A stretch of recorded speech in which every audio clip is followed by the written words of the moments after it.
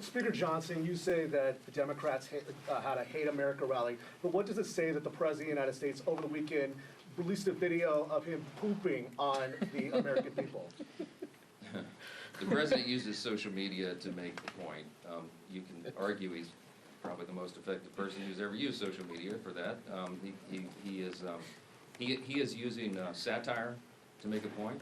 He is not calling for the murder of his political opponents, and that's what these people are doing. I mean, they're in one of these photos. I think there's a picture of the president hanging in effigy by a noose on one of these, the one on the far end. I mean, it's unconscionable. Look, America is built on the idea of free speech. You have the right to protest. Of course, we jealously guard that. I mean, Chip and I are attorneys. We've defended that right in the courts. But what they're doing right now is different. They are trying to incite violence. It's not funny. You don't mock a president who has already had 2 failed assassination attempts on his life. This is not a game. And the idea that communists would be supporting this is unconscionable to us. Look, when we give tours of the House chamber, and we bring in constituents, and we point out all the historical facts and images around the building, I always start with "In God We Trust," which of course is right above the rostrum of the Speaker's podium. And if you look in the visitor's guide to the House chamber, it says on page 14, when was that put there? Well, it's put there in the early 60s, 1961, as I recall.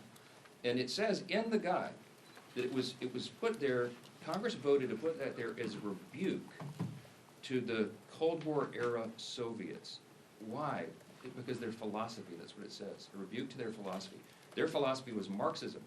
Marxism begins with the premise that there is no God. It is antithetical to who we are as Americans. The Declaration of Independence says we're created by God and He's the one that gave us our rights. It is in God whom we trust. That is the national motto. That's what America is built on. What those people are advocating for is at its essence un-American.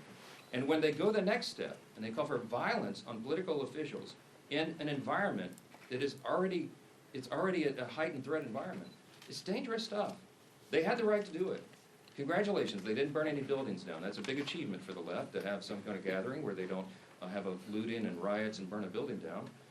There was, I think, some in Portland, they threw bottles and bricks and stuff at the ICE facility because that's what they do for fun now out there.